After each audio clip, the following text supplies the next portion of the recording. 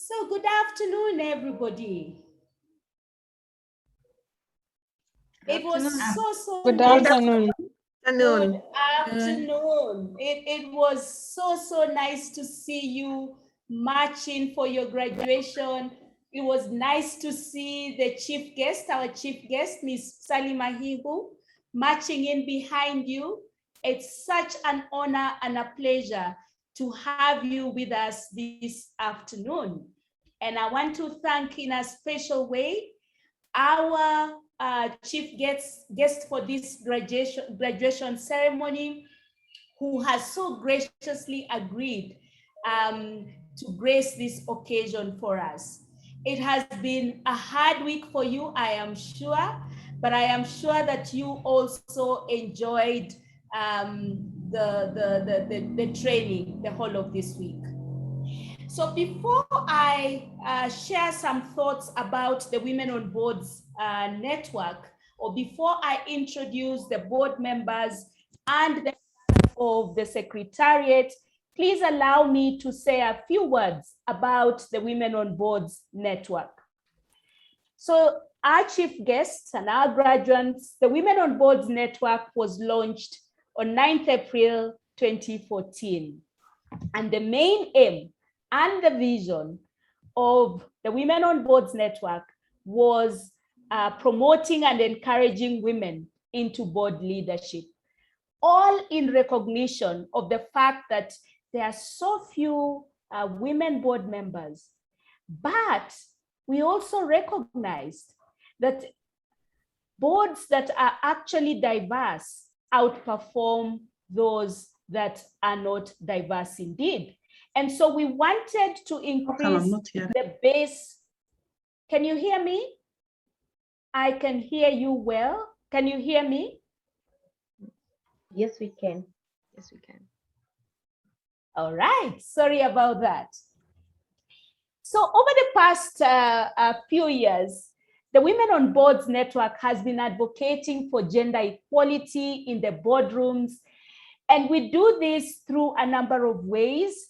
One is that by ensuring that we have a pool of board-ready women who, if we are asked to produce their details, their CVs, their profiles, we are ready to share.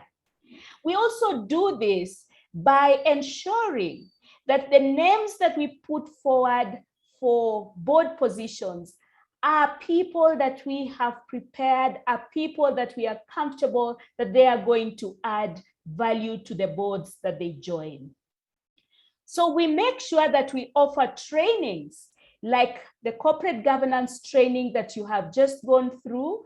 And this also ensures that the first day that you walk into a boardroom, you're not puzzled by anything, but you're ready to add value.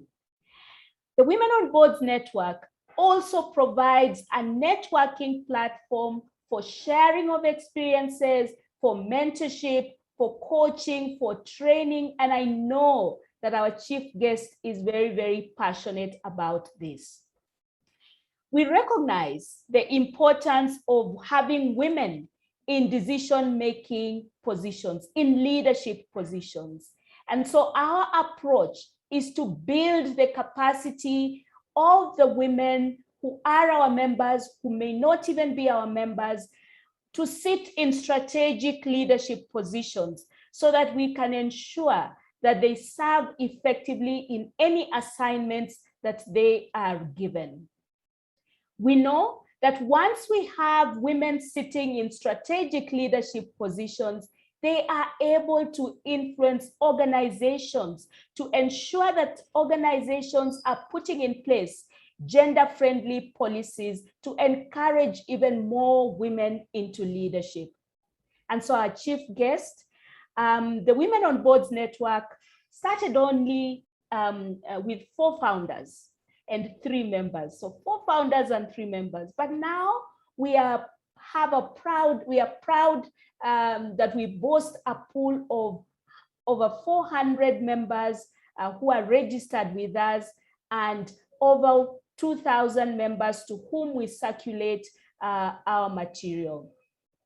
Some of the benefits that we provide to our members and also non-members is one, of course, as I've said, it's a platform for networking. It is a platform that allows you to access amazing knowledge base. For example, this afternoon, we are going to drink from your wealth of knowledge, our chief guest. So we do provide those opportunities for our members. We have training opportunities in leadership, corporate governance, like today, the women who are going to graduate today. We have opportunities for coaching, mentorship, and upskilling our members. We share lessons and experience through a number of forums. And we provide that database to people who are looking for board-ready women. Then, of course, we have monthly board talks. We have a newsletter, a monthly newsletter. We have opportunities for our members to interact with seasoned industry leaders. We continue to encourage organizations to look within our membership for board members so that they can serve on those boards and ensure that those boards that they serve on are delivering even better than their competitors who are not board friendly. We have, as I said, a good number of members who have joined boards. Yesterday, I was speaking with Mrs. Wanga and I asked her, since we started the Women on Boards Network in 2014, April of 2014, how many members have we placed on boards? And she told me that as of yesterday, the last of whom was Wamboi Mbesa, we had placed 96 members on boards, on various boards. And so we are so happy with the progress this far. We know that the progress is slow, but slowly and surely we shall get to where we need to go. So just to highlight some of the programs that we have, the first one, of course, is this corporate governance training, which I am sure the graduates really enjoyed this week. But in addition to that, we have another training program, which is board profiling and personal positioning for boards. So once you have gone through corporate governance, you want to be placed on a board. That board profiling and personal positioning workshop helps you to prepare your board profile.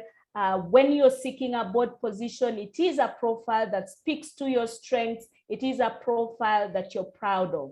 And that workshop is run for us by somebody called Tian TP, all the way from Malaysia. TP is the founder of TPN Advisory, an ex-principal of Korn Ferry. I'm sure you have heard of Korn Ferry. So he has worked with boards over the years. He understands their workings. We also have the Global Women on Boards program, which we run in partnership with Lead Women of Malaysia. We have a current cohort going through that program, and part of that program allows you to access board mentorship.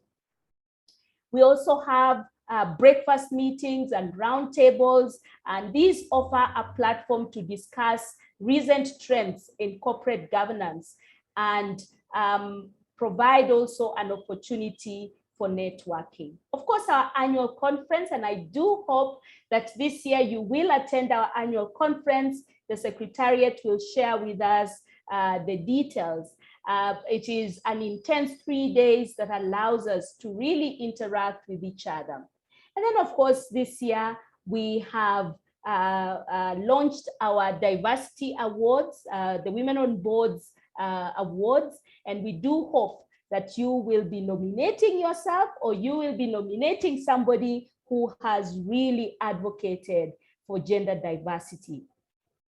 We have a junior membership program which prepares youth between the ages of 11 up to the point at which they access their first job. And I'm so happy that today, in today's cohort, one of our junior members will actually be graduating from this program, having undertaken it.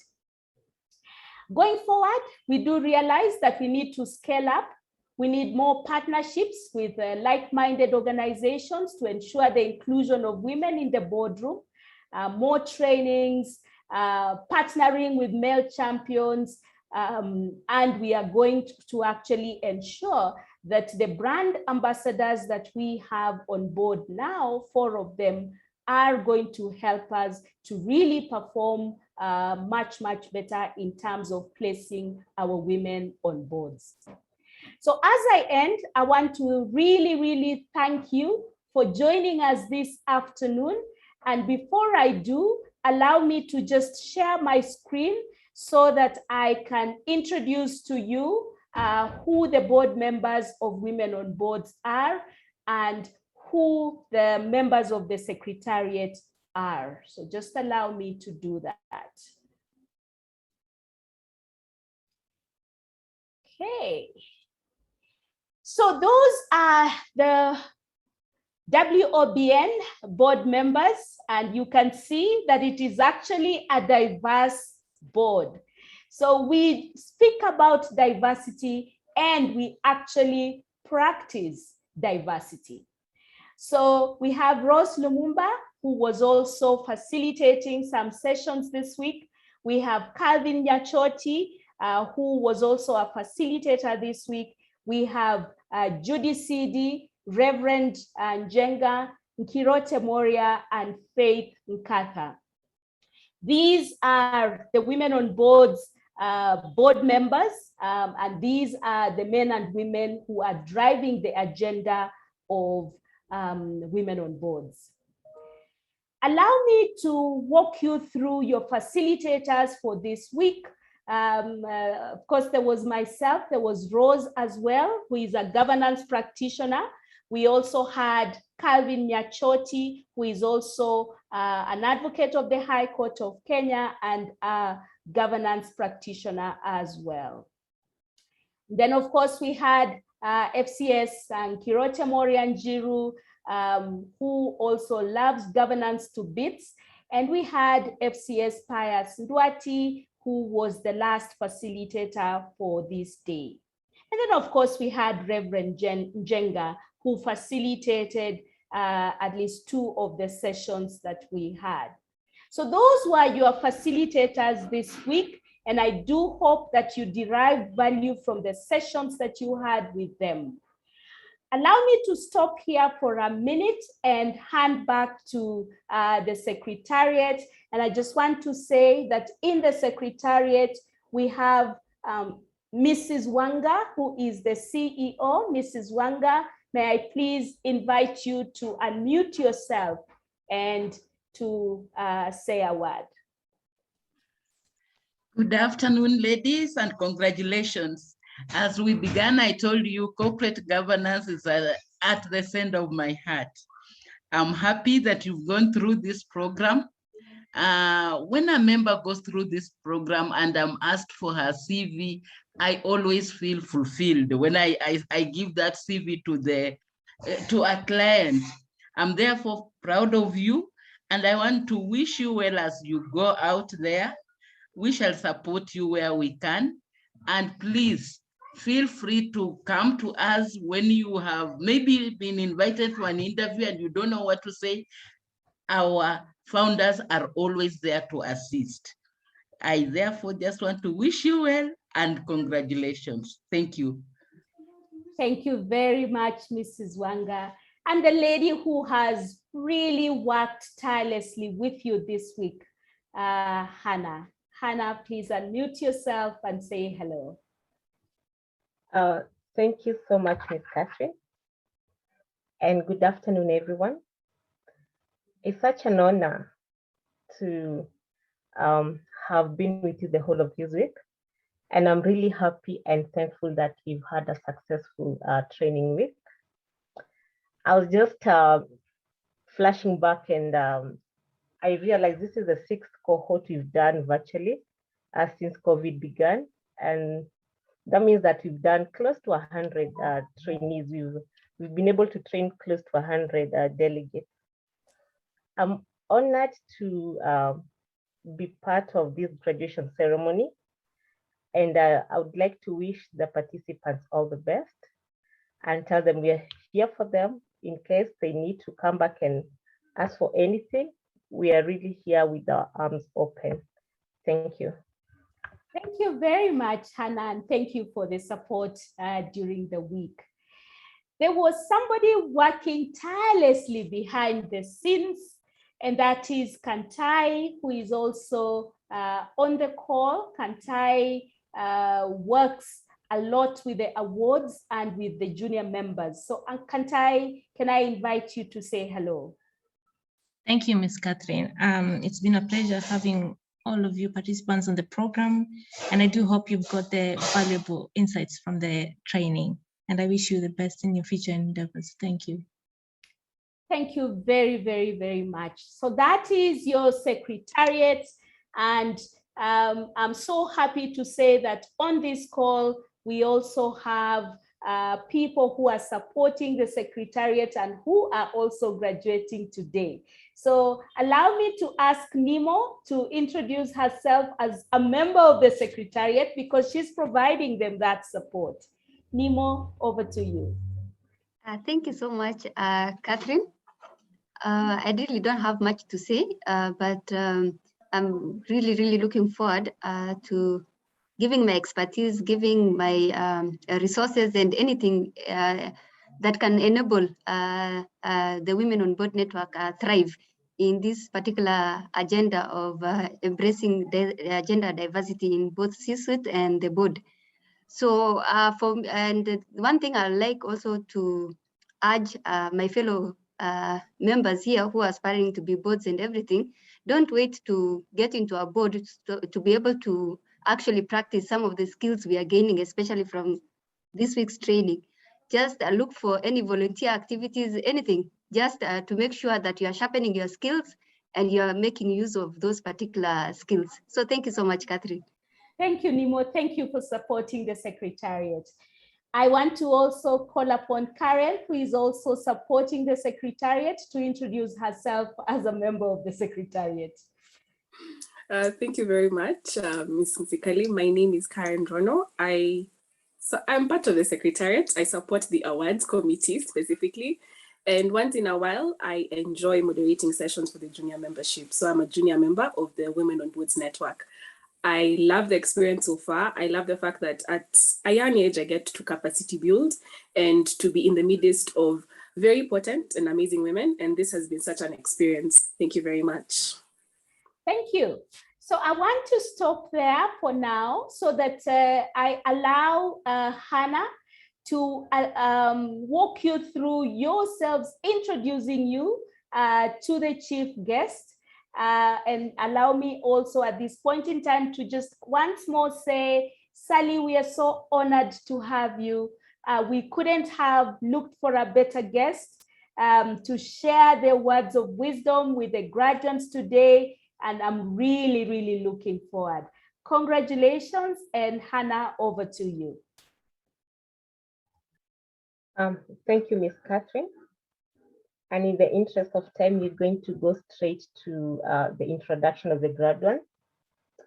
I'll just give a brief background, a brief on how we're gonna do it. During the training, we had a board simulation session, and whereby the group was divided into two boards. We have the group that was board number 1 and the group that was board number 2. We are going to call upon the group number 1. The secretary to the group number 1 will introduce the members in the group who are graduating today. Karen, you're welcome. Thank you very much, Hannah. I will request Kantai to help me share the screen. Thank you. So for group 1, we had a number of members, so allow me to just move on to that. So our first member was none other than our Madam Chair, who is Alice Mcguire. So allow me to tell us today who Alice Mcguire is. Alice is a managing director at Flexi Personnel Limited, a one-top human resource consultancy company serving clients in 12 countries across Africa. The firm handles human resource administrative roles, enabling a client to release their HR teams for performance optimization.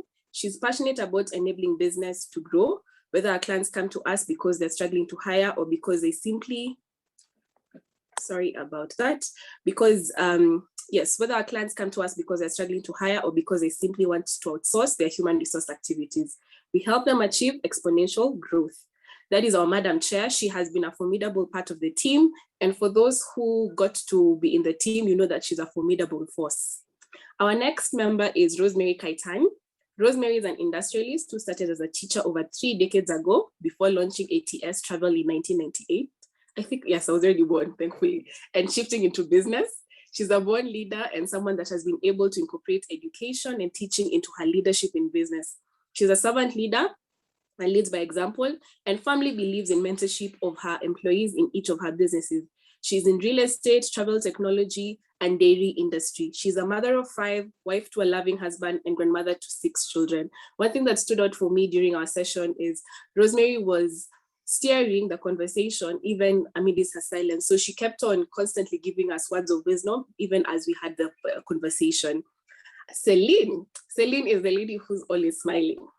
Celine Bankumuhari, I hope I've pronounced your name properly. Celine is an experienced senior leader with 17 plus years in the Pan-African expertise in advocacy, campaigns, human rights, governance, peace and security, gender, agriculture, trade, migration and forced displacement, has a BA in communications for development. She has previously been a member of the advisory committee of the African Center for Peace and Security Studies of the ISS, and currently sitting as a non-independent board member of a pharmaceutical company, which is Farmabu in Burundi.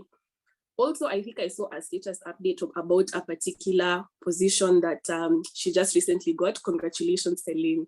Our 4th member is Christine Mutahi. Christine is very soft-spoken, articulates her words, and ensures that she's very deliberate with what she says.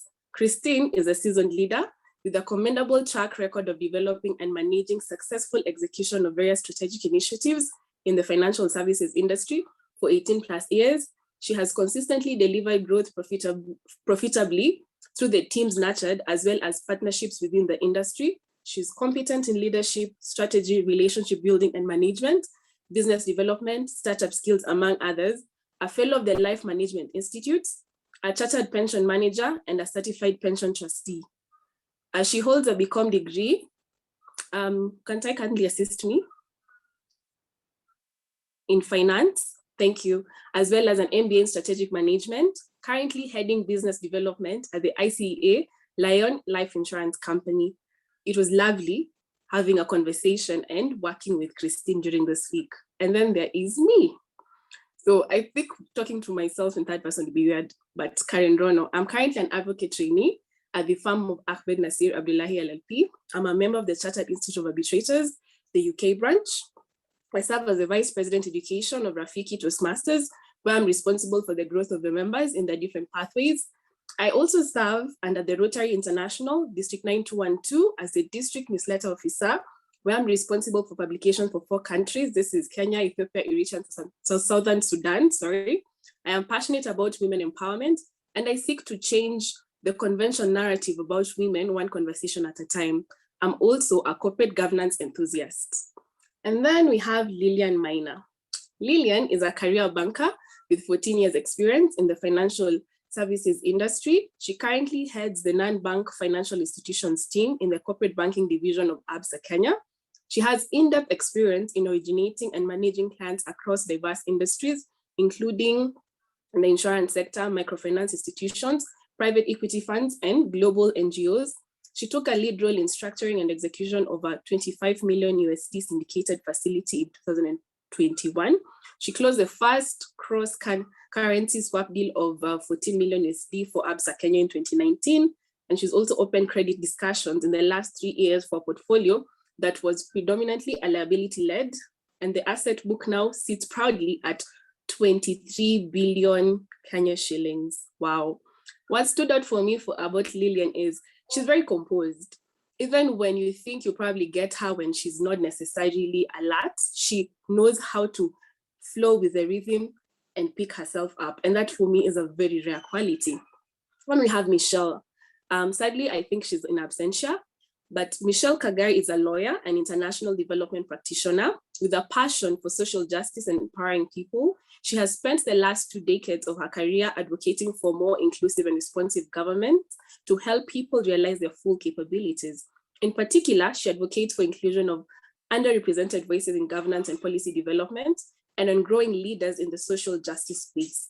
She's currently the Director for Government Relations and Policy at One Acre Fund, over 1 million of Africa's smallholders farmers to dramatically improve their incomes.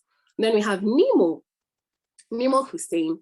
Nemo is a Chief Supply Officer at Kenjan PLC with a Bachelor of Business Management Marketing degree from Moi University and a Master of Science degree in Procurement and Logistics from JKUAT. Ms. Nemo Hussein is a supply chain specialist and boasts an illustrious career spanning over 12 years in the energy and service sectors, visionary leader and winner, CFC Banking Rising Stars Awards 2015 Energy, Chemical and Construction category. She's an elected council member at the Kenya Institute of Supplies Management, a committee chair membership and advocacy, and committee member, finance and corporate services. For all those who've been in a space with Nemo, you'd know that she's very wise beyond her years, I tend to think. She constantly, she's one of those people who we look up to when there is a situation, and she'll always give a solution, and she'll give you at least different varied perspectives, some of which you might not have thought of. Then we have Wanjiko Wanyeki. And I smile so hard at this because Wanjiko was such a team player, especially during the board simulation. Wanjiko is a senior portfolio manager at Agora Microfinance Group and a director of AMZ based in Zambia. She's responsible for building a portfolio in high-performing MFIs in Africa and supporting existing investment. She brings over 15 years of extensive experience in the financial sector, including portfolio and product development, strategic business planning, and performance analysis. Wanjiko holds a MSc Computer Science, California State University, and a Bachelor of Arts, Mathematics and Economics, University of Nairobi. Other than that, she has a fun side, which most of us got to meet during the board simulation. And she's always one to stretch her hand and assist wherever we can. And that is it for Team 1 or Board 1, whichever you'd like to take. It has been a pleasure listening and severing in your potency and in everything with these ladies. Thank you very much. Back to you. Wow, thank you, Karen, for such a well-articulated introduction. Well done. And congratulations to our group number 1. We're going to head straight to group number 2, and I will welcome Kate to go straight ahead and introduce group number 2. Welcome, Kate.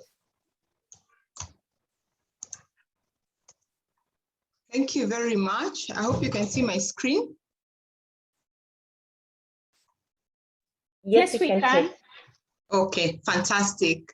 I'm Kate. I'll say a little bit about myself at the end of introducing my board members, and I'll begin with Anna. Anna is a certified insurance professional with over 20 years in the insurance industry at both middle and top management level. She's currently consulting in the insurance strategy and leadership sector, and she's quite involved in training and business development matters and really delivering motivational talks and coaching. Anna offers expertise to the board in terms, she offers expertise to the board in terms of corporate governance. She is a Bachelor of Commerce degree holder in insurance, a certified insurer, holds a master's degree in business administration, and she's currently pursuing her PhD. Maybe she'll tell us what her area of study is. Next, we have Elizabeth, an accomplished banker with over 25 years experience, and 10 of which have been in management level. Her responsibilities in the bank include managing the resources within the banking industry and ensuring the growth of the balance sheet. She provides a wide, broad experience in managing customer relations, offering tailor-made products to suit the customer needs, and dealing with Forex products and offering stellar services to customers. She is the Senior Branch Manager at Sarit Center's KCB Sarit Center branch, where she manages a portfolio over 10 million in assets and over 25,000 customers. Also, as part of the team is Dr. Penina Karaoke. She's a developmental economist with a solid track record and high-level expertise in economic policy across various parts of Africa. She's very, very passionate about delivering developmental outcomes through transformative projects and programs. She's currently the lead policy advisor at African Development Bank, where she advises the CEO on policy matters on a day-to-day basis and provides strategic advice on projects, operational projects within ADB. Linda is a legal practitioner in the telecommunications sector. She offers this service at Safaricom Limited, where she's a senior manager in technology. She has over 17 years of experience in this particular field. She has a Bachelor's of Law degree, as well as a Master's in Strategic Management from USIU, and also a Master's in Law. She's a certified public secretary, a notary public, commissioner of oath, and an active member of both Institute of Certified Public Secretaries of Kenya, as well as the Law Society of Kenya. We also have Rachel. Rachel is a civil engineer, and she's currently an acting chief executive of a state corporation. She is working in the water sector as a public servant. She has over 18 years experience in developmental work around water and sewerage infrastructure that involves both the government of Kenya as well as donor-funded projects. She's a holder of a Master's in Science in Water Resource Engineering, and also a Bachelor of Science in Civil Engineering. She's a registered engineer with the Engineer Registration Board and a member of the Institute of Engineers of Kenya.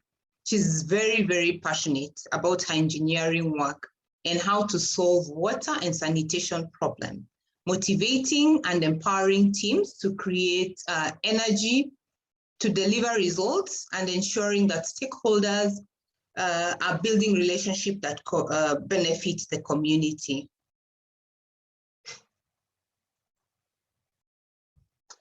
Also in the team is Sarah. Sarah is a sales and marketing professional with over 18 years experience.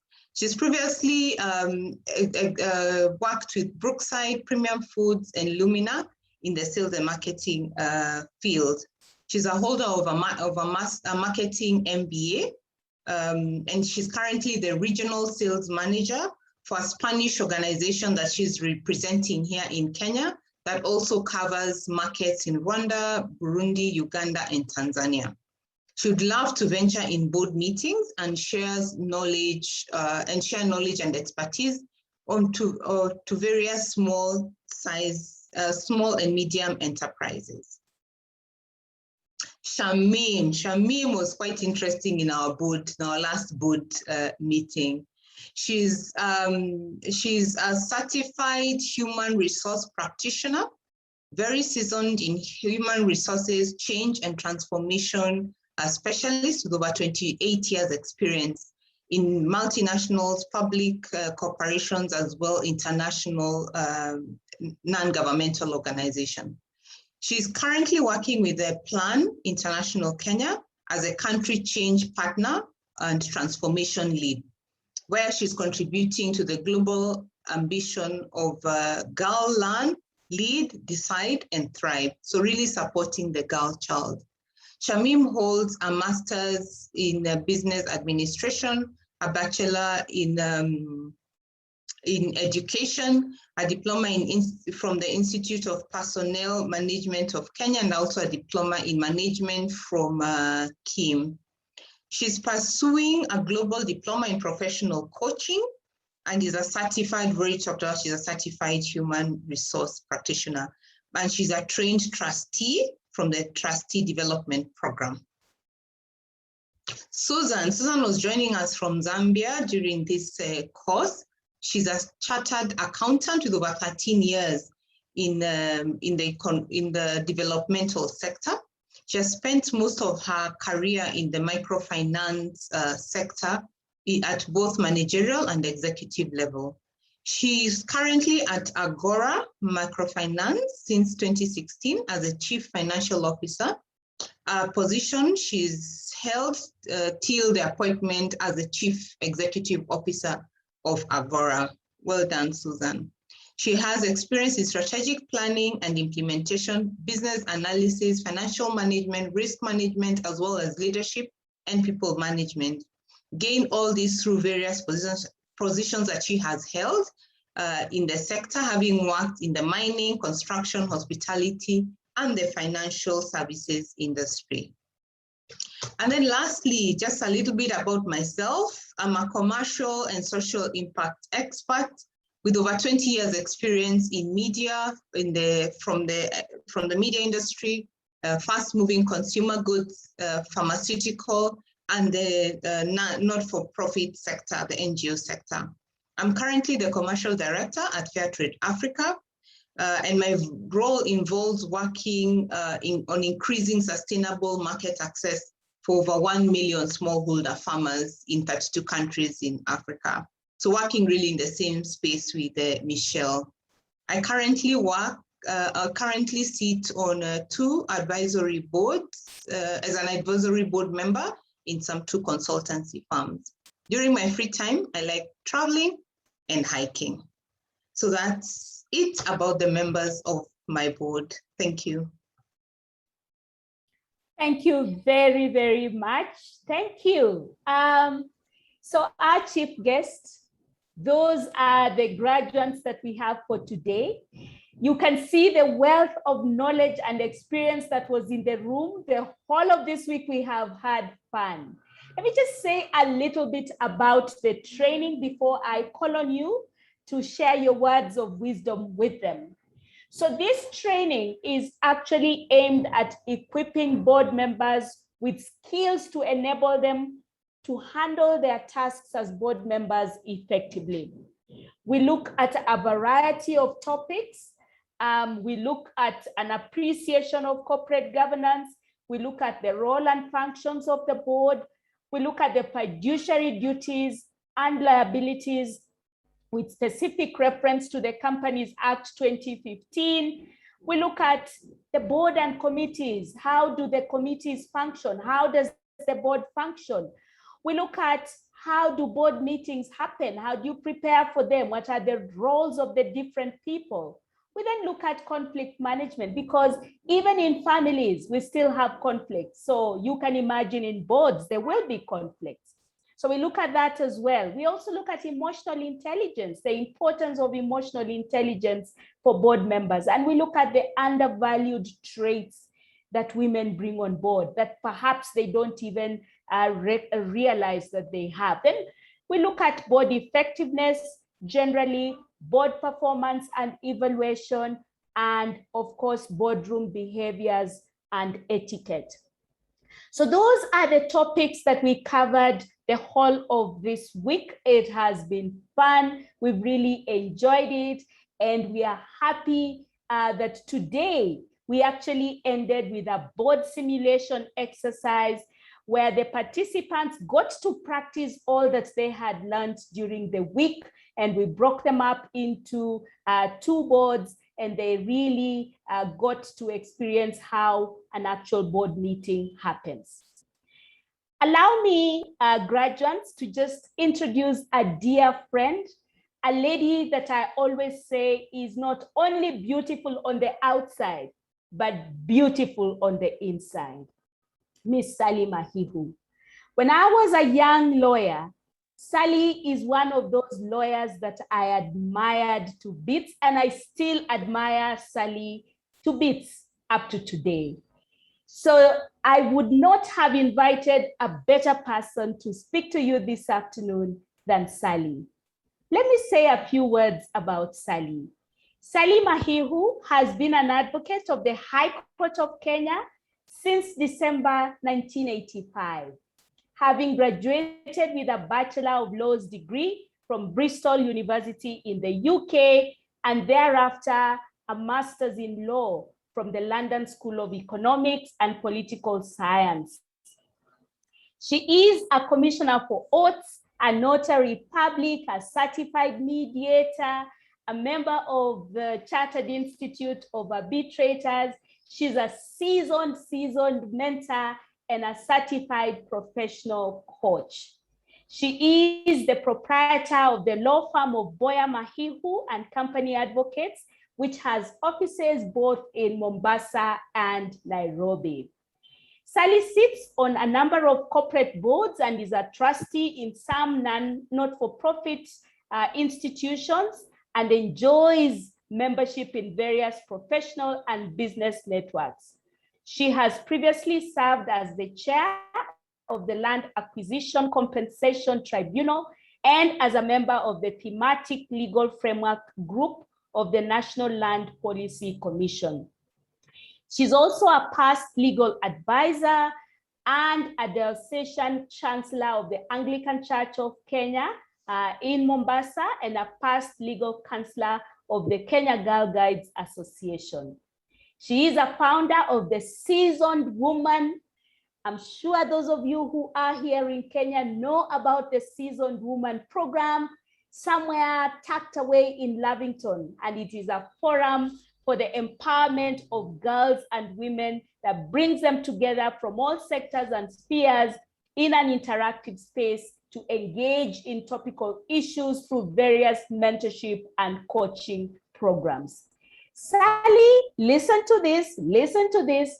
Sally has authored 7 books, namely Seasoned Servanthood, From Distress to Destiny, Seasoned for Destiny series. And I think you should ask Sally about these books. Some of them are Your Naming and Defining, Your Calling and Positioning, Your Relationships and Networks, Your Naming and Shaping, Your Harvest and Legacy. Awesome books. Sally is a born-again Christian and a member of the FEM Family Church. She is married to Ngari Mahihu, and they have been blessed with 2 sons, Eric and Chris Mahihu. Sally, we want to drink from your knowledge. I have listened to you several times, and I never tire listening to you. Karibu sana, Sally. Please share with us your words of wisdom. Thank you. Thank you, Catherine. Thank you so much, even for this invitation. Thank you for your generous introduction. In fact, when I sent that CV, I'll say to myself, I hope Catherine will pick what the ladies need and leave out all the jargon I've put in there. But thank you anyway, Catherine. Thank you. I appreciate. Good afternoon, ladies, and congratulations to all you graduates. A big congratulations. This is a milestone, and it is so important for you to see it exactly as that, a milestone, because this is a journey we're on. And every achievement, every time you make a conscious effort, a conscious decision to embark on something and you successfully finish it, it is a milestone. And you ought to celebrate yourself even as we celebrate you. I think what happens, a lot of us in the marketplace, or a lot of us women with all the skills and competence, is we sometimes tend to undermine or the skills we have, or the competence we have, or the wealth of knowledge we have, because sometimes you can acquire it over time and not see it as anything that major. But over the years, I've come to realize, because at the very beginning of my career, I had that tendency to sort of like downplay what skills I had, what competence I had. And by doing that, you're not only not being able to use those skills and competence, but you're denying people what you could pour into their lives. So I congratulate you. It's a milestone. And all the celebration goes to you. Catherine, I just want to thank you and your team, your board, your entire group for this work you're doing with women on boards. It's consistent, it's valid, it's legitimate, it's impactful. Thank you so much. Thank you so much. You're making such positive transformation in the marketplace. So today I was requested to share on my career journey and to just give you some tips, some nuggets on my career and leadership journey. And I just want to share 3 things that I have found very useful in my career and leadership journey that you might find useful. And one of the things is clothe your career and leadership with healthy ambition. And I'm going to explain this. Clothe your career and leadership with a healthy ambition. What I mean by this is that as you, in fact, when I listened to all those profiles, I was saying, my God, these women are loaded. They are loaded with such skills, such competence, such wealth of knowledge.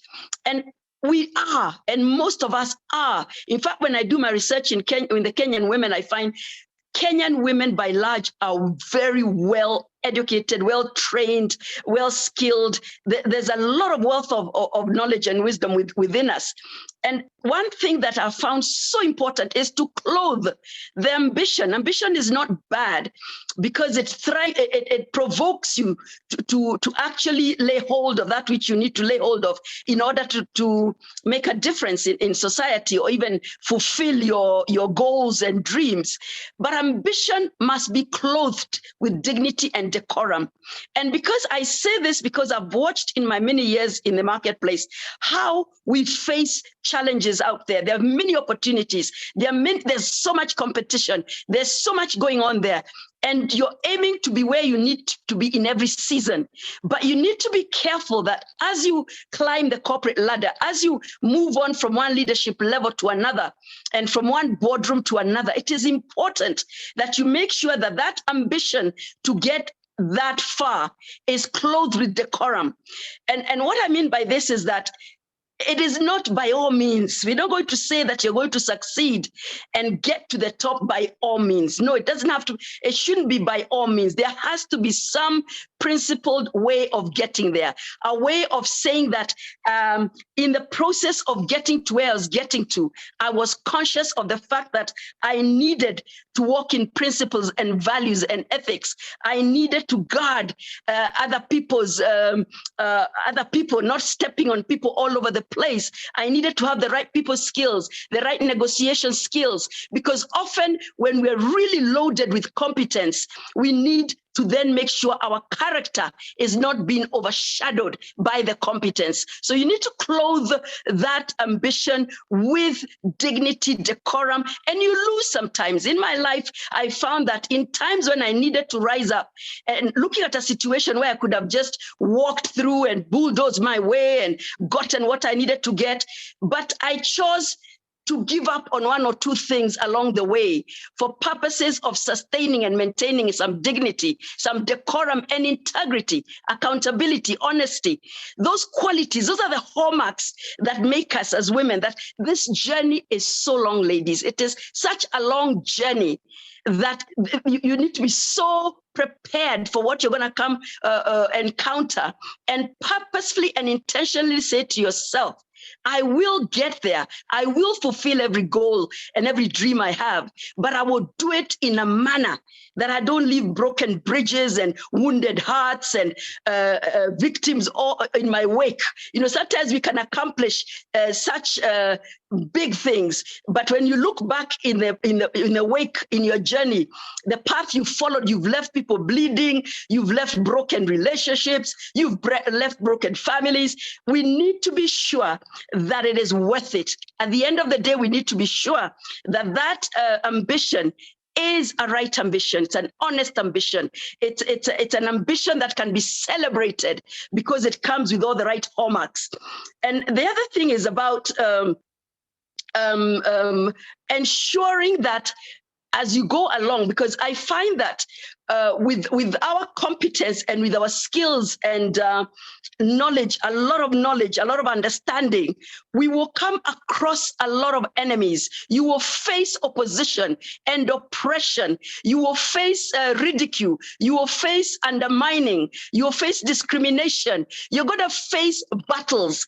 It's battles. You're going to face all this. And it's so important to choose how to fight these battles, how to respond to these situations, how to arise in those situations and not be destroyed and not give up or be put off or be so abused in so many ways that you don't end up fulfilling your career goals and leading in the manner that you should lead. But you need to then be very deliberate in how you respond, how you deal with that opposition, how you deal with the oppression and all the negativities that you're going to find. It is possible, ladies, for us to get to the top, for us to accomplish the dreams and purposes, but to do so with a lot of decorum, with a lot of character, with a lot of dignity. I watch now, and sometimes I keep my eyes open, even in Kenya, in the East African region, and even in Africa, for the women rising to the top.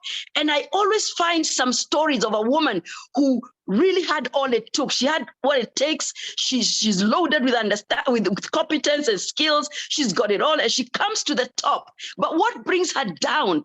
Some character flaw, something in her life that just brings her tumbling down, some lack of wisdom in a particular area in dealing with her relationships, or even the way she talks, her mouth, her words, her behavior, the actions she'll take, maybe the way she'll handle herself. That normally brings a woman who's a giant, who could rule spheres of influence, who could rule nations. And you find what brings her down is something so small, just a character issue, and it brings us tumbling down. And I think it's time we said to ourselves, we've got all this competence, all these skills, we must be able to sustain those things with what I call the foundational character, and to do it purposefully and deliberately. It is very important. My second point, and just before I leave my first point, humanity.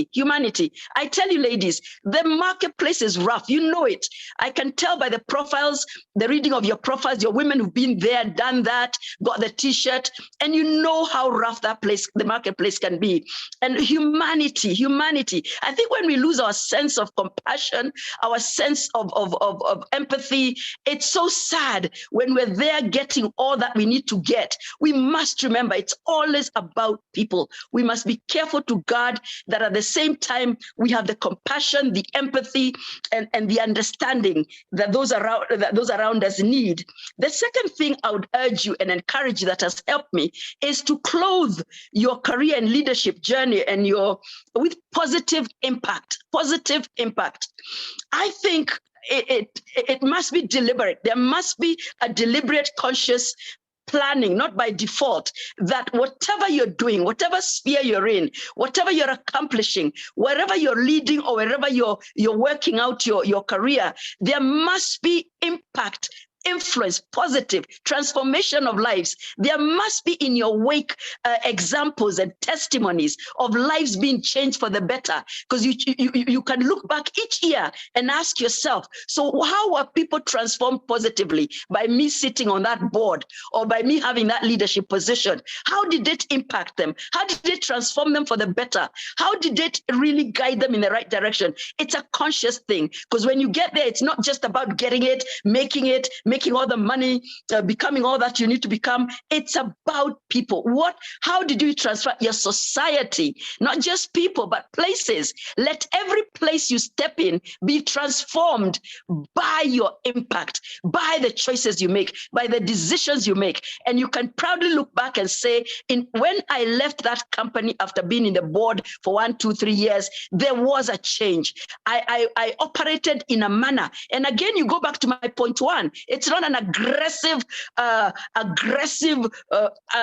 angry, overhauling. It's a wise way of making changes. You look back and you say, I brought changes. I offered changes. I was instrumental in changing certain things that were not right in that place. So I stood for what was right. I stood for the truth in a wise way, in a wise, dignified way with decorum.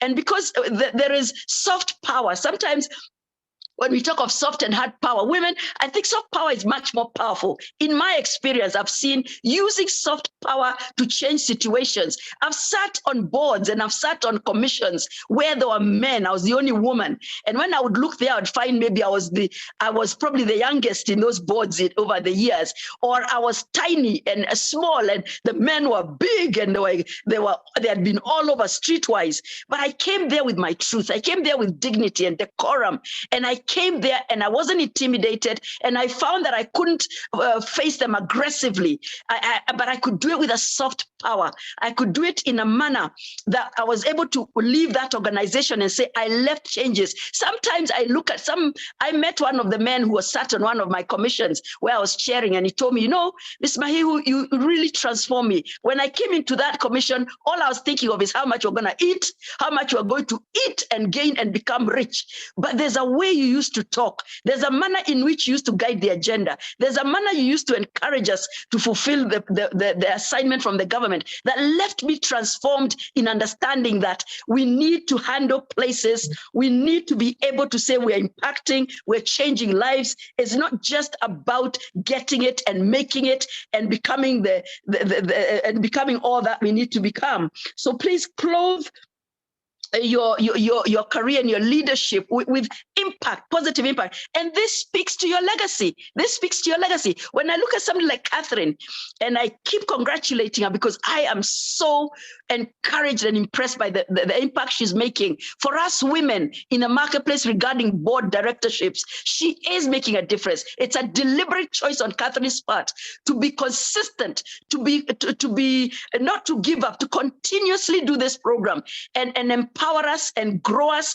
and develop us, and then we go out there and make a difference. So Catherine is an example of a woman who has chosen to change her place, her sphere of influence, to transform the people in that sphere, to transform the place. And ultimately, as Catherine exits this world, we will have a legacy. We will say she changed this, she advocated for this. Many of us, I wasn't even so much crazy about getting into more boards until I joined WOBN. And Catherine's passion, her encouragement. And I decided, actually, I still have much to give. And I began to be very proactive about it. So I want to thank you. I want to encourage you to always be purposeful. It's not by default. We transform lives and places by design. We deliberate on it. You know, building legacy, there are those who go on and they exit this world and they have left a good legacy, but they weren't conscious that they were doing it. It happens. But I think it's better when you're conscious that you're leaving a legacy. You're building it. You start building it with the bricks of integrity, the bricks of transformation, the bricks of integrity and change, positive, with changing policies where you can. You begin to build your legacy. And as you exit, that legacy will not only have impacted your generation, but many generations to come as you hand over the baton. So it's important you clothe your career and leadership journey with impact and positive change and transformation. Now, the other thing is clothing your career and leadership with mental and emotional strength. This is my last point. And I just want to encourage you ladies that this journey is brutal. This journey is long. This journey, you will have storms of life. My God, I think if each one of us was told to share what we've been through in life, we wouldn't finish. I mean, it would take hours to just say the storms of life, financial storms, financial distress, relationships, broken marriages, broken relationships, loss of children, loss of spouses, family members. You could be suffering with, there could be storms of sickness. There are all manner of life storms. And the thing is to know that they will come. Expect storms. Storms must come in our lives. They will be there. And I think with that prior knowledge, knowing that storms are not something you can stop or prevent. Storms are part of life, those nature of storms. And as you come into encounter those storms, one of the things you need to clothe your career and leadership journey with is resilience, is emotional strength. emotional strength, mental strength. We cannot afford to fall. We cannot afford to get disintegrated. A natural stream, a natural storm comes and shatters and breaks and literally destroys anything in its path. And when we come to life storms, if we're not careful, we will be left emotionally, mentally, physically destroyed by these storms, because they must come. And the higher we go, the more impact we're making, the more vocal and visible we are in the marketplace, the more storms we will face. And my point to you here is, clothe yourself with emotional strength and mental strength.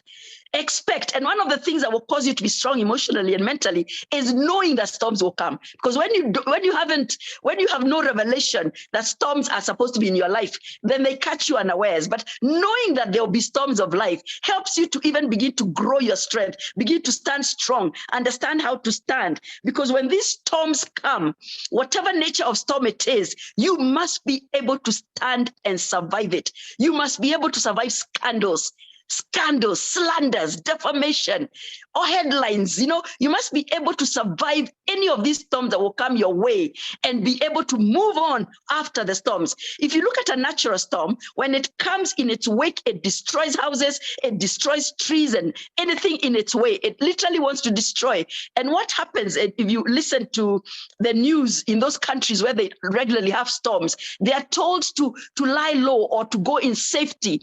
Now, what happens in life storms, what we mean by safety is learn to have developed such solid relationships, whether in the family or outside the family or in the marketplace, relationships to which you can run for safety. In the natural, people in storms with the hurricane or this storm Ida, the cyclones, the hurricanes, they are told to be in a safe place, hide under a cover, a safe place. Now, what are the safe places in our lives? It's relationships, the right relationships that will hide you, will nurture you, will protect you, will guard you, will speak up for you, will encourage and edify you. And even spiritual relationships, when you have a home church, if you have pastors and counselors, people who watch over you and pray over you, it is so important to know that in the event of this kind of situation, I know who I can run to. I know what I can run to. Now, when you've built your principles, there are those who are being principle-centered means that in the midst of storms, I can stand on my principles and core values and be able to survive this storm. And others can say, I have the faith in God. For those who are born again, I have the faith in God. I will stand in the faith of the promises of God. The word of God is my rock. I'll stand on it. I'll survive this storm. So you must, in advance, even before the storms come, work out where is your safe place? Where is your center? Where will you go when the storms come to avoid yourself being destroyed? And in a natural storm, when the storm comes, a natural one, it leaves debris. You find out way after the storm has gone, the roads are scattered with trees and stones and houses and bricks and wood. All the debris, all the things that were broken by the storm are all over. So learn to clean up the mess.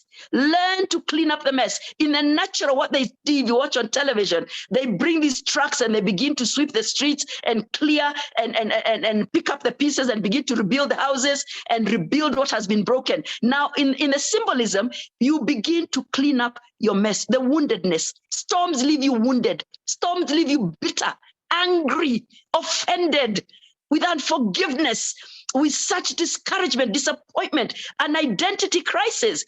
A lot of storms, if you're not careful, will really, really haul you into an identity crisis. Yenyewe, by the time you come out, you're asking, who am I? Until they introduced me during that graduation as who, until they said I had what qualifications, identity crisis, you begin to wonder, who am I and what am I about? Where was I going before the storm? What were my goals? What were my dreams? Storms are painful. Loss of children, loss of a spouse, loss of parents, there's sickness, tragedy. Storms can come, and when they come, clean up the mess. Deal with your woundedness. You may survive it. I'm talking about surviving the storm. So you may actually survive the storm, come out, and we actually see she's come out, she's standing there. But you fail to clean the mess. It is that mess that will destroy you. It is that woundedness, that anger, that bitterness, that offense and disappointment and total discouragement and despondency and the identity crisis. That's what will mess you up now. That's what will destroy you. Yet you survive the real storm. So you need to be careful to clean up the mess so that you can rebuild. The third thing about a storm is to rebuild. You find in those countries where they have storms, I keep saying those countries, and I just want to thank God we don't have storms in Kenya. Thank you, Jesus. And I thank God and I pray for those other countries that those storms will be dealt with. But when you watch them on TV, you find they rebuild the houses, they rebuild whatever they need to rebuild after the storm. Likewise, symbolically in your personal life, you need to rebuild that confidence, rebuild that self-esteem, rebuild the relationships that were broken through the storm, rebuild your faith where your faith was shattered completely, rebuild that strength, that ability to walk on again, that passion. Passion drives us, whether it's a career or a calling, it drives us. So it's so important that we learn to do that in the storms, after the storm, build ourselves up. What I've discovered is life is so personal. Life is so personal. You have people around you, yes. You have people who will stand with you. You have principles that will guide you. But ultimately, it is you. You must be the one to purpose. You must be the one to make that choice. You must be the one who has the ultimate responsibility for your life, no matter how much help you have around you, no matter how many tools and principles you have to guide you. You have to be the one to be responsible for your life. So it's so important. And just to wind it up, I just want to encourage you.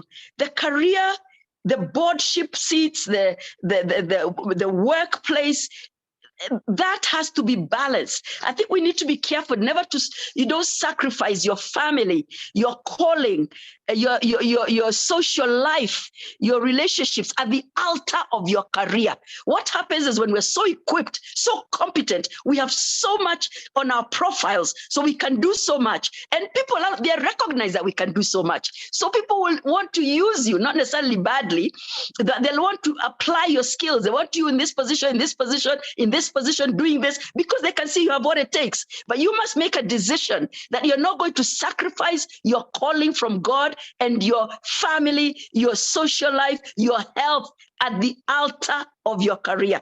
You have to balance. You have to come to a place of saying, and in fact, the career becomes sweet. Those board seats and those leadership positions, they become fulfilling and very sweet when you're balancing them with other things in your life, like your family, your social life, your health. They become then sweet. Your service in the church, to the community, your give back. Then that position or the work or your career becomes fulfilling because you're a well-rounded woman.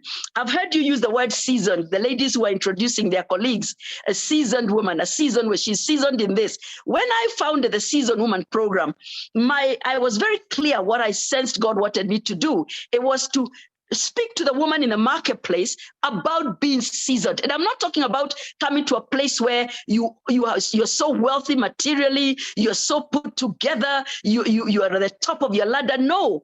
The definition of seasoned for my forum is a woman who has weathered the storms, a woman who has been through everything life can throw at her. Yani, she's not, yani, where she's done life. She's done life. She's literally gone through everything and she knows there's more to come, but she chooses to stand strong. She smiles even in the midst of those storms. In the rain, she smiles and sings. Those storms have seasoned her into a vessel of honor, dignity, and strength.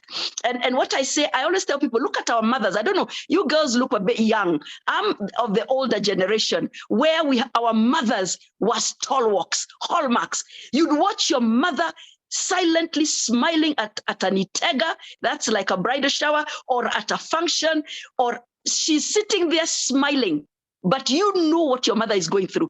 You know what she's going through, but she will not let it on. There is this strength of character. There is such a composure. There is such a calmness of spirit. Those mothers used to shock me. The way she could sit there, but you know her life. You know where the Bwana is. You know where the finances are looking like. She knows her children are deep in drugs or in mikoras, murdering people in prisons. But there's such a quietness of spirit, such a strength, and they survived life. They survived every storm. I always see this picture of a mother. They always used to bend over when they sat down. As we sit like this and we throw ourselves on the couch, our mother sat like this, facing forward, ready for anything, guarded, ready for any storm that is coming. And I admired that because she wouldn't let it destroy her. She wouldn't get all victim syndrome. She wouldn't get all dramatic about it. As a little storm we become drama queens. I mean, we're all over the place with our drama. We were, wreaking havoc. Oh, this storm is in my life. What am I going to?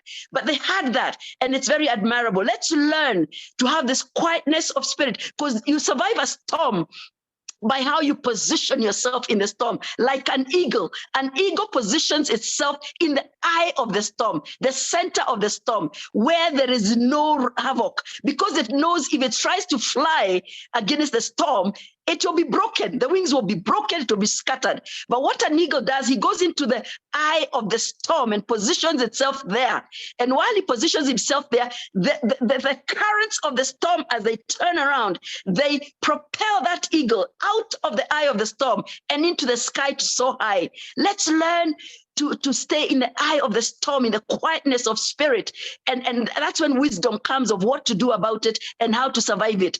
And lastly, Catherine, let me tell our ladies that there will be criticism, there will be hate speech, there will be people who will try to undermine you. But like an eagle, you need to not allow it to destroy you. You know what an eagle does? There's a bird called a crow, and a crow is always riding on the neck of the eagle. They go to the back of the neck of the eagle and they start pecking, irritating the eagle. But the eagle doesn't flutter its wings and it's trying to throw it off, trying to throw off the crow or trying to shake itself. It doesn't. This eagle flies high. It flies high. It flies high. So high because it knows that the crow cannot stand the thin air. There's a thinness of air very high.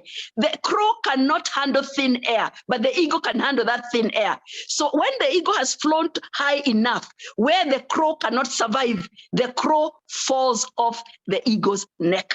So let every slander, every hatred, every malice, every criticism, every discrimination, anything whatsoever, let it fall off you, because you're soaring high, high, high, high to where you need to be. Thank you, Catherine. I hope our ladies have gotten something from that. Thank you. Bless you, ladies.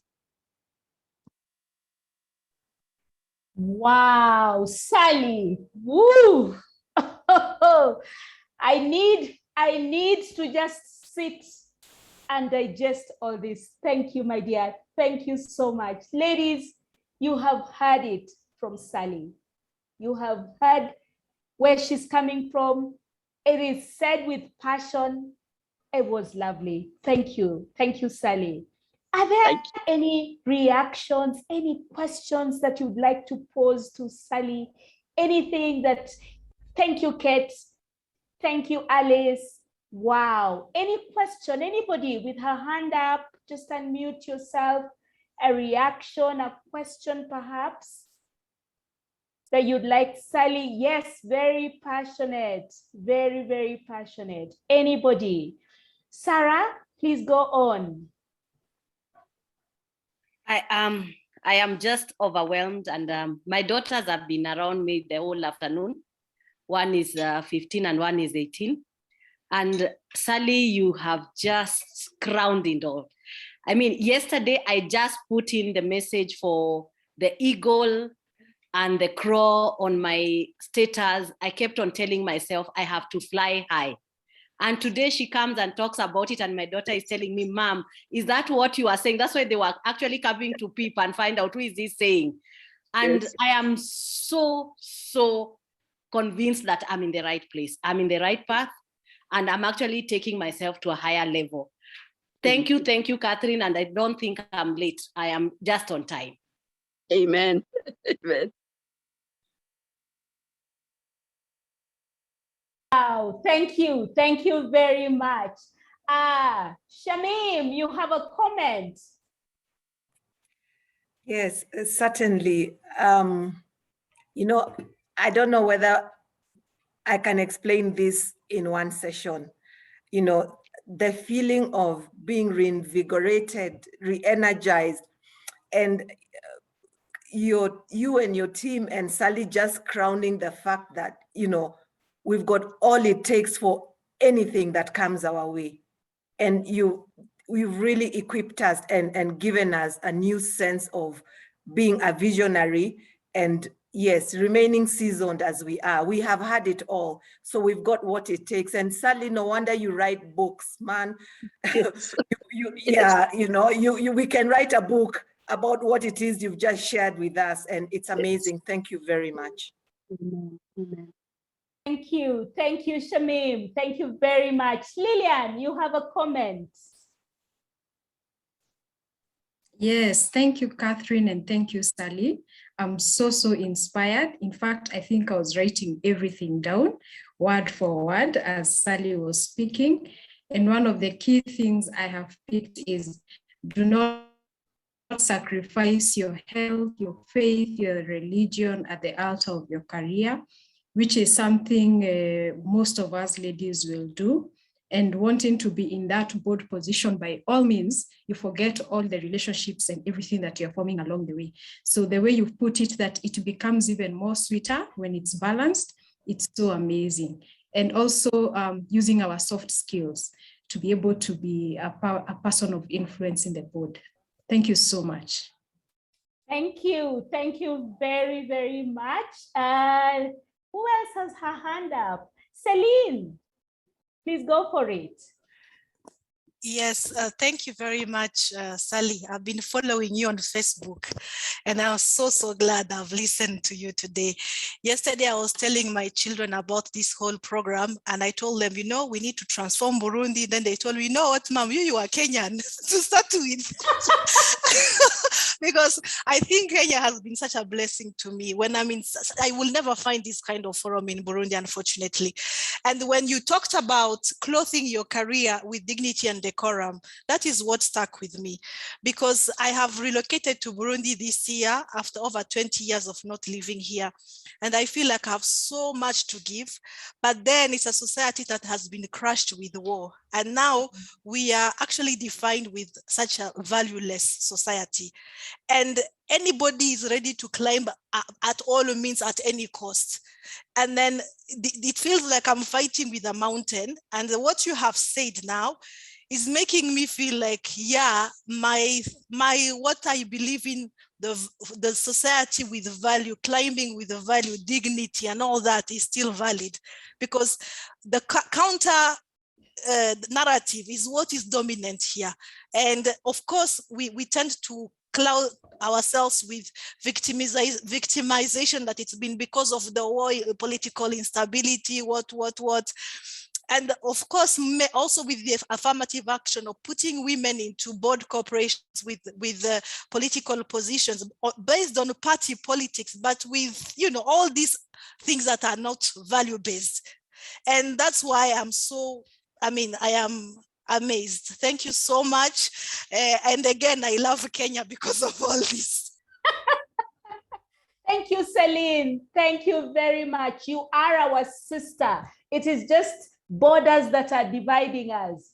So no worries at all.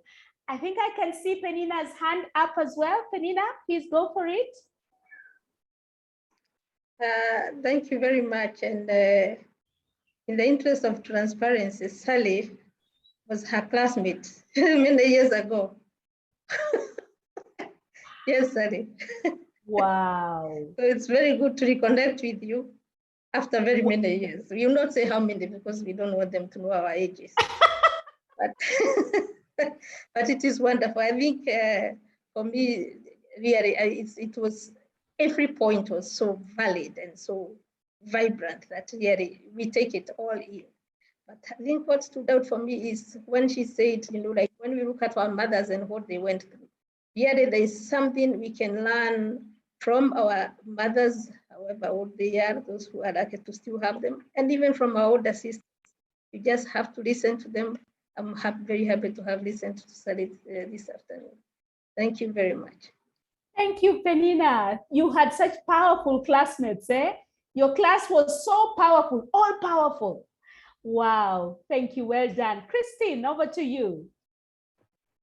Thank you, Catherine. I think for me, what really stood out was in terms of clothing myself with the mental strength and emotional strength. So having that mental fortitude for me is something to take. You talked about, storms will definitely come. And so being prepared in advance, knowing that they'll definitely come, but I must be able to survive. So when I have that in mind, it's like having my spare tire in the car, not because I'm anticipating an accident, but so that even if an accident happens, or rather I have a tire burst, I can still continue with my journey. And so the explanation or the narrative of going to safety, that also made such an impact. So I need to ensure I have those solid relationships that I can go to that will cover me, that will help me even as we clean up the mess, and so that I can be able then to come out and come out whole. Not being completely devastated by the effects of the storm. But yeah, so many things, but that was the real one that really stood for me. Thank you very much. Thank you. Anna, over to you. Okay, thank you so much, Catherine. To Sally, I really appreciate.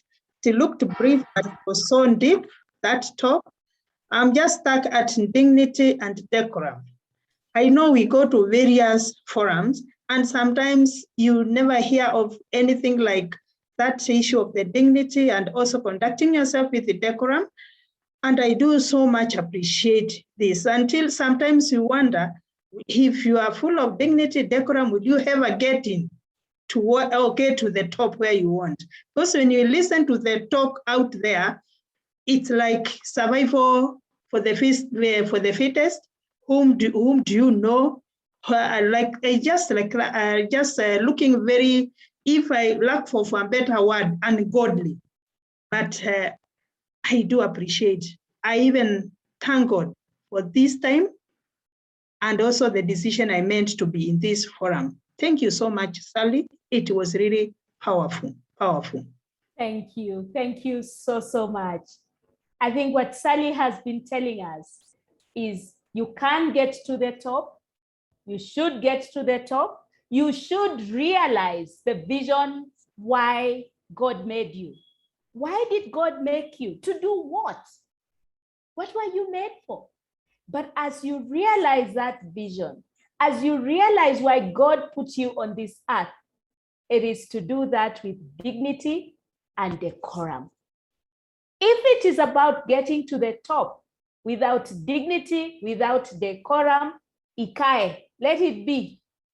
Because you will never sleep comfortably with yourself, knowing that you have gone against certain values that you should hold dear.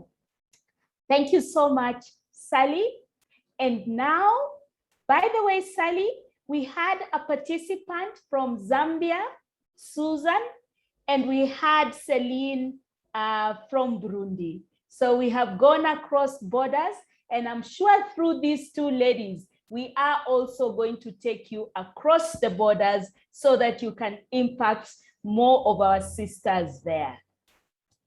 Great. So now, Sally, it is that moment where we would like to invite you to commission the participants, to commission the graduates. And so I want to give you a minute to just speak a word into their lives before I play for them a message from the board of Women on Boards Network. Over to you, Sally. Thank you, Catherine. I'm not sure I understand what commissioning is, but allow me to pray for them. Is that allowed? Yes, very good.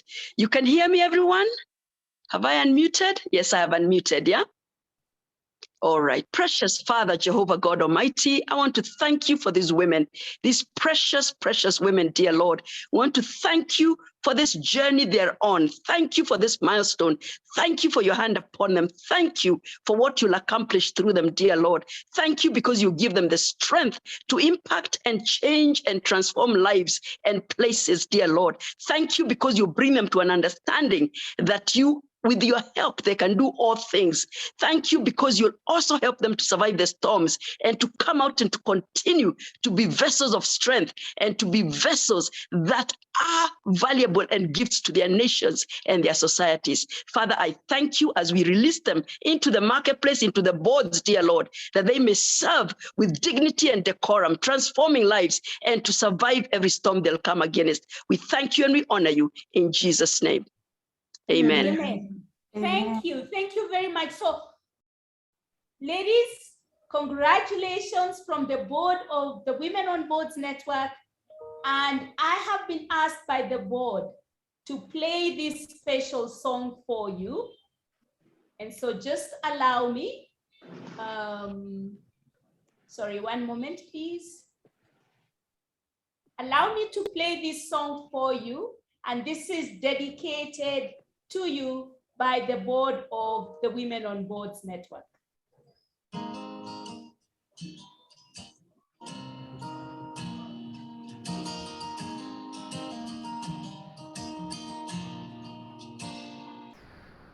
I know this world seems so big and everything seems so out of reach. The sky is high and the walk is wide. You just don't know what you've got yet. It's in the palm of your hands. It's right in front of where you stand. If you believe everything you dream will come true, and if you can love, no matter how you hurt, love will come to you. What is wrong? What is wrong? This world is yours.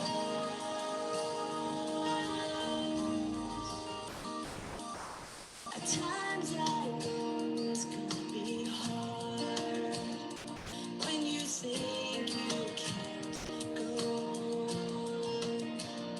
But there's a plan for you. Just let your heart follow through. Come on, I promise you can do it all.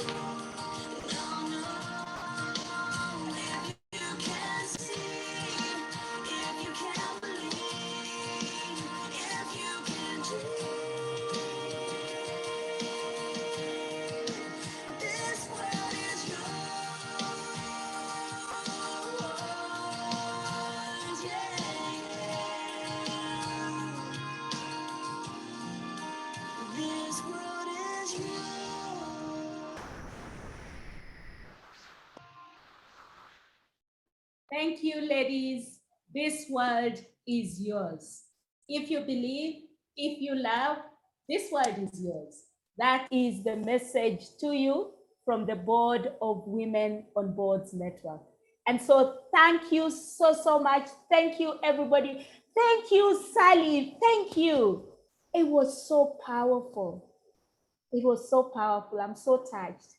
And so with those many words, I want to congratulate you once more and call upon Karen on behalf of the graduates to pass a vote of thanks. Over to you, Karen. Thank you very much, Madam Catherine. I think part of leadership is impromptu speaking. So I shall take up the challenge and yes, do this particular vote of thanks. It has been 1 week of intense learning. I think for most of us, when we walked into this, we didn't expect the kind of intensity that was given to us, but we are grateful for the team of facilitators that have taken us through the entire week.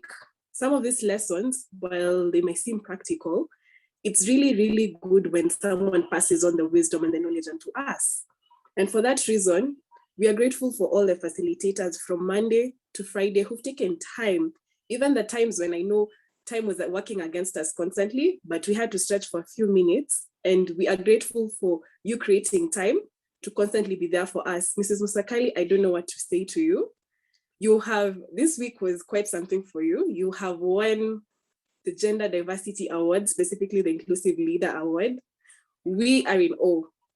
As a leader, we are grateful for you constantly setting the bar so high for us, to the extent whereby even as we try to catch up with you, we can never catch up. And that's the whole concept behind this, where you set the bars high and the rest of us follow in whatever form we are. And beyond that, I am grateful that you're one person. Even as Mrs. Mahihu was speaking, one of the things that stood out for me is both of you are women in a career that one can easily compromise themselves. But years later, decades later, you have managed to remain with an impeccable character that has ensured that you have built empires. And these are empires, you defied a lot of odds to get to where you are. And it's not easy. As someone who's starting the bottom of the ladder, I can truly say it's not an easy career to be in. There are a lot of spaces to compromise yourself, but you have constantly defied the odds, and we are watching, and we are grateful that even as we are watching, we've set the tone and example to us. To our facilitators in the absentia, Mrs. Lumumba, Mr. Ndwati, and there's so many people I'd like to thank, and it's such a long list, but Mrs. Nkirote, I mean, there's so many people who during the week have ensured that every other day there's something we're feeding. I remember there's a day most of us were like, this is a lot of information to take in, but chunk by chunk, bit by bit, we are here and we've seen it play in the board simulation. To the people who have worked behind the scenes, Hannah, Kantai, we are grateful. Part of, again, leadership is also stepping down and working behind the scenes and ensuring that things flow smoothly, because it's not everyone who can be at the forefront. And for that, we are grateful for the sacrifice. I remember Hannah calling me today and telling me, I need some help. So like, it's fine. I'm constantly there, and I know how much pressure and intensity it comes with being behind the scenes. And we are grateful, because without you, no one would be sharing the slides. We would not have the recordings on time. We would not know what time which session is starting. There would be a lot of disorganization. To my fellow participants, as I was reading your profiles, I can tell you, and I remember sending a connection request to Celine, and I remember just looking at people's profiles and being like, I hope one day I get to where you have gotten. It is not easy. It's just not faint-hearted. It takes a lot of time. And one thing that stood out from the speech Mrs. Mahio gave us is, be careful to clean up the mess as you rebuild. It's really easy to get torn down and to remain at the bottom and constantly just to become a victim and adopt the victim mentality. But we've constantly, all of you ladies here, being present, being available this entire week shows that you are ready to work on yourself in whichever way. You are ready to constantly be available to learn. You are ready to you have a teachable spirit that has enabled you to sit down this whole time and learn from the rest. And there's I can imagine there are amazing people here who would end up as facilitators very soon. But that humility of enabling yourself to be taught by someone else is a clear sign that you're destined for greatness. And all I'm looking forward to is seeing a lot of updates on LinkedIn that someone has been appointed to this particular board, another person has been appointed, or someone else is working as a consultant. And I am grateful for you. And as Nemo has suggested, let's form a WhatsApp group where we can constantly share the insights and opportunities around here. I can tell you for sure there's one person who has monopolized opportunities and would want to share, but they do not have the platform. So that's a challenge to all of us. To Mrs. Wanga, I met her recently during, we were doing a consultation for something, and I was in awe because we had a conversation, and I am grateful, Madam CEO. Thank you for holding fort when Madam Musikali is elsewhere. Thank you for managing us to where we've gotten. This is a new cohort, and I can imagine how many more cohorts are to come. And it is by God's grace that we've reached this far, but I can assure you there's so much work you've done, and we are grateful for that. Without further ado, I'd also want to thank Mrs. Mahihu. I have been admiring you from afar. When everyone else was commenting, I think I was too scared and too shy because, like, yes, I have watched you from afar. I am grateful for women like you who have ensured that the younger ones have the platform. Because if it's not for you paving the way, I can assure you would still be struggling right now.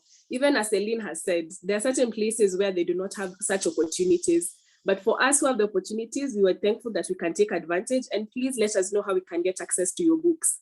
Because even as you're sharing the wisdom on this platform, you would also, since we cannot all have access to you constantly, we would also want to get access to you in a different way. And I'm sure your books are readily available to us. Thank you so much for honoring us. I am still recovering from all the wisdom you have impacted. I can assure you I have been writing notes, and this whole time, even before Catherine called me, I was just very thoughtful and contemplative about the next steps to take, because this particular 1 week has made us become reflective.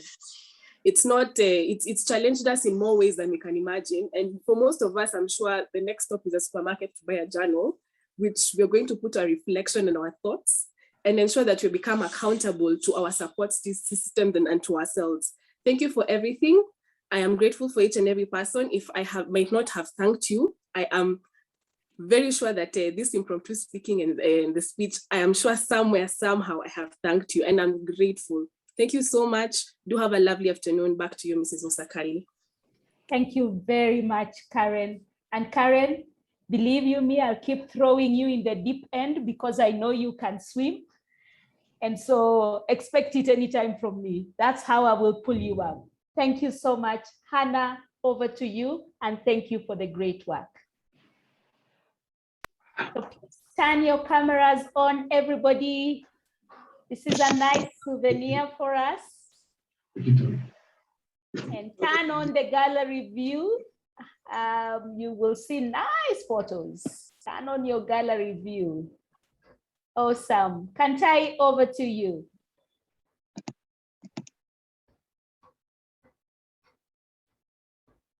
Let us know when you're done, Kantai. Nice smile, everybody. Yeah, I've taken enough. Thank you. Thank you very much, ladies. God bless. Have a great weekend and see you around. Thank you so much. Bye. Thank you. Bye. Catherine, Bye. thank you, Bye. Catherine. Thank Bye. you. Bye. Okay. Thank you, Catherine. Thank you. Keep in touch. See you all on the WhatsApp, hopefully. Thank you. See you on WhatsApp, ladies. Bye-bye. Bye. Bye.